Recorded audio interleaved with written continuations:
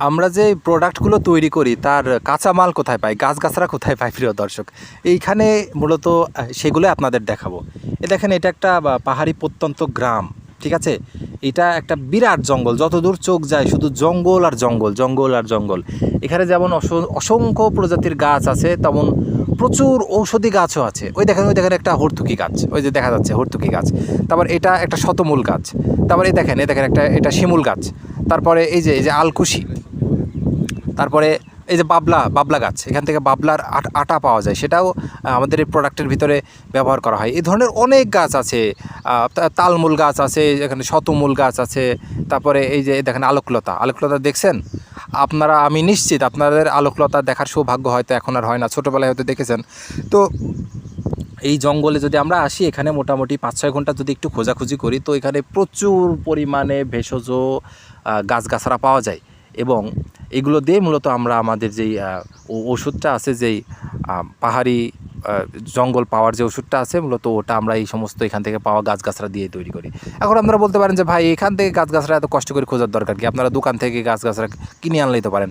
হ্যাঁ ভাই, দোকানেও পাওয়া যায়, দোকানে বিভিন্ন ধরনের গাছগাছরা পাওয়া যায়। এখন তো সব চাষ করা হয়। হ্যাঁ, নাটোরের একটা গ্রাম আছে, ঔষধি গ্রাম, সেখানেও প্রচুর গাছগাছরা চাষ করা হয় আর কি। এই যে শিমুল মূল, তালমূল, শতমূল, তারপরে আপনার আলকুশি, আরও প্রচুর গাছগাছরা আছে যেগুলো ওরা চাষ করে, মাঠে চাষ করে, সার ফাঁস দিয়া, কীটনাশক দিয়ে ওরা চাষ করে।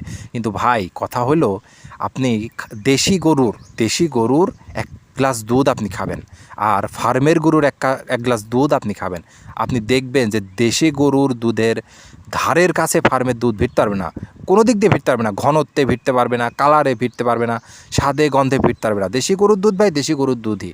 কারণ ওটা যে প্রাকৃতিক খাবার খায়, মাঠে জঙ্গলে ওগুলো চড়ে বেড়ায়, ঘাস পাতা খায়, ওইগুলো দুধের যে স্বাদ, যে পুষ্টিগুণ, সেগুলো কখনোই ফার্মের ফিড খাওয়া গরুর থেকে পাওয়া যাবে না। ঠিক একইভাবে এই জঙ্গলে আমরা যে সমস্ত ভেষজগুলো পাই, এইগুলো থেকে তৈরি করা যে মেডিসিনের যে গুণাবলী, যে পাওয়ার, যে কাজ, সেগুলো কোনো দিনই ওই দোকান থেকে কিনে আনা চাষের ভেষজ দিয়ে তৈরি করা ওষুধে পাওয়া যাবে না। এখানে মধুর চাকও পাওয়া যায়, একদম রিয়েল লাইভ মধুর চাক পাওয়া যায়। আমরা এই কিছুদিন আগে একটা মধুর চাক ভাঙতে গিয়ে সে বললার কামড় খেয়ে আমাদের সেই অবস্থা খারাপ, পরে হাসপাতালে গিয়ে ইঞ্জেকশন পর্যন্ত নেওয়া লাগছে। তো যাই হোক, এরকম ঘটনা এখানে অনেক সময় অনেক ঘরহামেশা ঘটে থাকে আর কি। এখান থেকে আমরা মধু থেকে শুরু করে প্রয়োজনীয় সকল ধরনের যে ভেষজ উপাদান আছে, সবই আমরা এখান থেকে নিই। তো এখান থেকে যে তৈরি হওয়া যে ওষুধগুলো, সেগুলো আসলে নিজের পণ্যের নিজে ওইভাবে প্রশংসা করা যায় না, যারা খেয়েছেন তারা জানেন।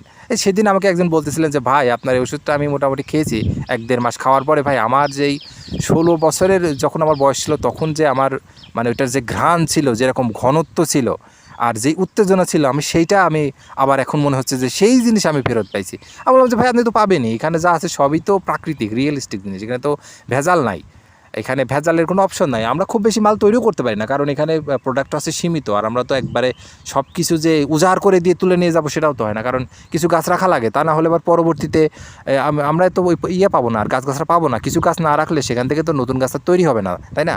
আমরা সব কিছু উজাড় করেও নিয়ে যেতে পারি না, যার কারণে এখানে সীমিত পর্যায়ের কিছু প্রোডাক্ট আমরা তৈরি করি, অল্প কিছু, সেগুলোই আপনাদের কাছে আমরা দিয়ে থাকি প্রিয় দর্শক।